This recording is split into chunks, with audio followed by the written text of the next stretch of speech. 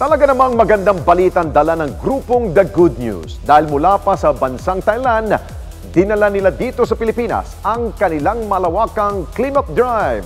Bakit nga ba nila ito ginagawa? Atin pong panoorin.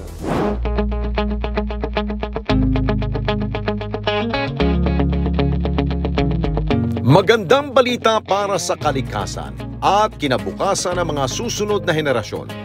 Ito naging pangunahing misyon ng grupong The Good News. Punta kayo dito, pakibitbit nyo na lang din yung mga basura. Nagmulang ideyang ito sa Thailand-based Filipino teacher na si Chem Perez. Ang kanyang nais, maprotektahan ang mundo sa masasamang dulot ng basura. Dahil dito, ang nabuo nilang grupo naging daan para magkaroon ng kaalaman ng nakararami na sa simpleng paraan pwede tayong tumulong sa ating kalikasan. Taong 2019 nang simula ni Chem ang #PlanetCleanup sa Thailand. At mula noon, 7 bansa na ang kanilang naikot para magsagawa ng malalaking cleanup drive kabilang na ang Pilipinas. Isa si Jeff sa nakapunta sa Thailand at personal na nakilala si Chem. Siya rin ang nangunguna sa mga cleanup drives na ginagawa sa buong parte ng bansa. Nakakita ako ng post sa Facebook kasi syempre sa ibang lugar naghahanap ako ng mga tao na Pilipino para makasama. Ngayon natagpuan ko yung sila Chem Perez, yan, yung may-arang nagpasimula sila ng Planet Cleanup dun sa Thailand po, sa Pattaya po. Pagkulab po sa kay Chem, sa The Good News po. Tapos po yung mga nakasama ko po dun, yung mga estudyante, yung mga kabataan. So, pas naisip ko na pwede itong mangyari kahit saan. Luzon, Visayas, kahit at ang maganda pa nun ma'am, mga bata, kabataan, tsaka yung mga new generation ma'am, natututunan nila kung paano alagaan yung kalikasan ma'am. Ayon kay Jeff, ginamit nila ang social media para mapalaganap ang kanilang advokasya. Ang mga personal nilang paglilinis naging simula para mahikayat ang iba pa nila para sumali. Ang mission ng The Good News, 3K, kalinisan, kabataan, tsaka kinabukasan. Yan ang 3 mission namin ng The Good News para maibigay sa mga kabataan natin ng bagong generation paano maglinis ng hindi lang po sa dagat, sa bundok, kahit saan pong paligid. Tsaka po, pag makikita nyo po yung mga cleanup drive namin, meron pong bundok, meron pong ilog.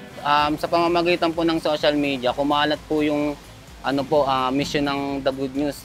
Napunta po sa Baguio, sa Palawan, sa Visayas, sa Mindanao, meron po tayo dyan, mga taga-Bukidnon, mga kabataan rin po, halos marami po, kabataan po talaga. Tsaka po yung mga social influencer po sa internet, nai-engganyo rin po sila kasi ma'am, masarap sa pakiramdam pag maglilinis ka ng kapaligiran parang ganun po yun. Bawat nakikita nila yung video ma'am, parang nai-engganyo sila talaga kasi ma'am, masaya panoorin. Pagkatapos po kasi namin mag-clean up ma'am, meron po aming ulit na KKK. Kalinisan, kainan, tsaka po kwentuhan, yan. Kaya po yung bandang huli, parang na-share namin yung, uy, nakuha ko yung ganito, nakuha. Parang po ba?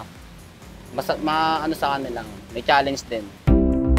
Isa sa nakakita ng post na ito, si Jay. Siya ang tumatayong team leader ng The Good News sa Metro Manila. Anya lumaki siya sa bahagi ng Maynila kung saan kabi-kabila ang mga basura. Kaya naman, kahit sa maliit na paraan, nais niyang makatulong. Nakita ko po kasi yung mga hinahakot nilang mga basura, mga sa kalikasan. Kaya volunteer na lang po ako nagpunta rin na mag-akot na lang din ng basura. Kung may mga sa kalikasan na pwedeng payagan.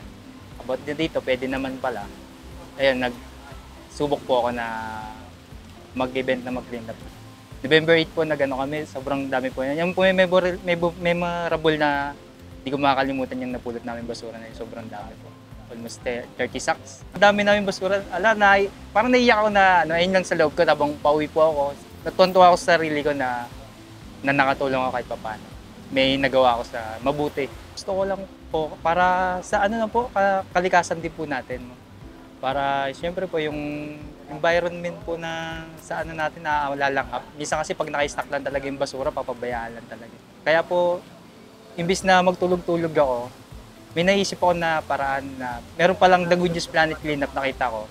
Tapos naisip ko, ba't di ako sumali dito sa grupo na ganito? Kasi Sunday po, day off ko. every Monday, Friday, bakbakan talagang trabaho. So bali parang ito na lang din yung relax ko, kalikasan, tapos mag-nature cleanup drive, ganun parang. Dito sa Dolomite Beach sa Maynila, madalas na tumutulong ang kanilang grupo sa paglilinis. At karamihan sa kanyang mga kasama, kailan lamang niya nakilala. May mga bagong kaibigan na nakikilala. Tapos, parang kapag member ka nila mo, parang turing ka sa'yo kapatid, parang gano'n. Pamilya ka niya sa amin. Yung mga pumupunta, hindi ko pa talaga sila kilala. Almost, talagang dito lang kami yung November 8 pa yung first event. Tapos simula na, natuloy-tuloy na. Di ko sabi ko na, ganito dumadami kami. Ako lang mag-isa. Una, ako lang mag-isa pumupulot. Then, nag-post ako sa Facebook. Tapos ang dami palang gustong maglinis din, mag-volunteer. Kaya yun, sumunod po, pangatlo na po namin ngayon. Isa rito si Lawrence, isang nurse mula pa sa lungsod ng Quezon. At ang kanyang day off, nilalaan niya sa paglilinis at ilang volunteer work. Nung una po, nakikita ko lang po sila sa social media. Tapos, nagustuhan ko lang po kasing umorder nung cup nila, ito pong, tsaka nung merch nila t-shirt.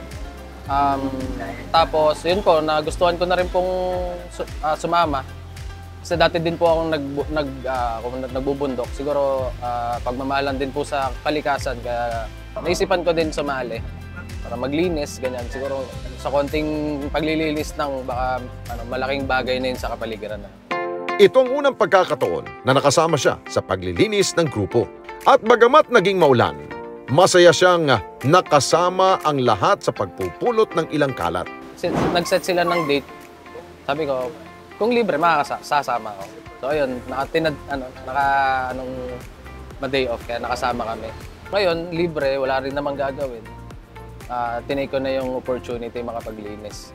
Hindi, medyo malungkot lang kasi yung iba, yung tulad ng balat ng mga plastic, iba na yung kulay. So, parang ibig sabihin, matagal na silang nandun. Kailangan nga nating maglinis. So, yun, masaya din po, masaya. Sana masundan pa. Hindi lang para sa kalikasan naniniwala sila Jeff na ang kanilang ginagawa makatutulong sa mga kabataan. Lalo na't marami ang nananais na sumama sa kanilang mga isinasagawang paglilinis. Sobrang saya, welcome sa lahat. Kumbaga, di naman namin hinahanap yung maganda, yung may kapansanan, matanda. Lahat po welcome po dito sa mission ng The Good News po. Tsaka po, ang maganda po nun, wala po talagang sa pilitan o kaya pera o babayaran ka na, wala pong ganun. Kumbaga, yung instinct po ba na gusto ko talagang malinisan yung mga ganyan. Parang ayun po yung nasa isip rin po nila. Masarap po kasi parang bagong friends. Tapos kahit saan ka po mapunta, maraming kaibigan. Masarap sa pakiramdam. Tapos welcome ka po. Parang nabubuhay po yung mga culture ng dati na minsan po kumakain kami sa budol fight. Pag sa bundok po, yung dahon ng saging, salo-salo po sila. Kumakain kami, mga ganun po. Kaya parang nostalgic lang po ba? Sa mga susunod na taon, hindi na lamang paglilinis ang kanilang pagtutuunan ng pansin ng grupo. Balak din nilang magkaroon ng feeding program at gift giving. Nakaplano rin ang pag-akyat nila sa mga bundok at paglilinis sa ilang mga lugar sa labas ng Metro Manila. Mas makapaglinis pa ng ibang maraming lugar, siguro tanim, tree planting po siguro, maganda. Sabi nga ni Sir Jay, may plan na daw sila baka sakali tree planting po. Target ko, din yung puntahan ko. Tapos siya, Antipolo, yung may mga tropa ko dyan sila. Mayroon silang mga bundok din na parang, kasi lalo na ngayon, mas malala yung area ng Antipolo pag bumabaha, di ba, na-apektuhan din sila. Ipasa natin yung kaalaman sa next generation para yung mga bata, kahit paglaki nila, may makakita silang puno, may maliguan silang dagat. Kumbaga, alam nila yung paano maglinis. Sa akin, maganda yung ginagawa nila, maganda yung goal ba. So, siguro ganun din yung ipaparating ko din sa mga nakakita no ginagawa ko. Na, ayun, na may mission kami na sana may marating tong ginagawa namin. Maging mabuting tao ka lang para, tas kung anong may tutulong mo sa may impact natin dito sa kung nabubuhay man tayo, gawin na lang po natin para kasi para naman sa mamamayan din po. Lahat tayo ay may kakayahan para maging bahagi ng pagbabago. Ang maliliit nating basura, sa halip na itapon sa kalsada, pwede namang itago muna sa ating bulsa. Maging disiplinado sa bawat kalat na inyong daladala. Simple mang tingnan ang parang ito, malaki ang responde nito sa ating kapaligiran. Kami ang The Good News Certified E-Responders.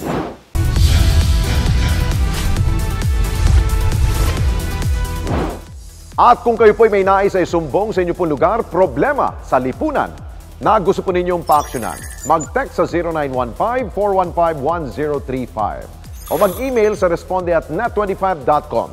Pwede rin kayo magpadala ng inyong pong mensahe sa ating pong Facebook page at Net25TV. Sa ating lipunan, hindi na humawawala mga samot-saring problema. Kaya tuloy lamang pong pag-aksyon, paghahanap ng solusyon dahil saan man panig ng mundo, may matatakbuhan ka ng mga certified e-responder. Hanggang sa susunod na Sabado, ako po si Alex Santos at itong Responde, Mata ng Mamamayan.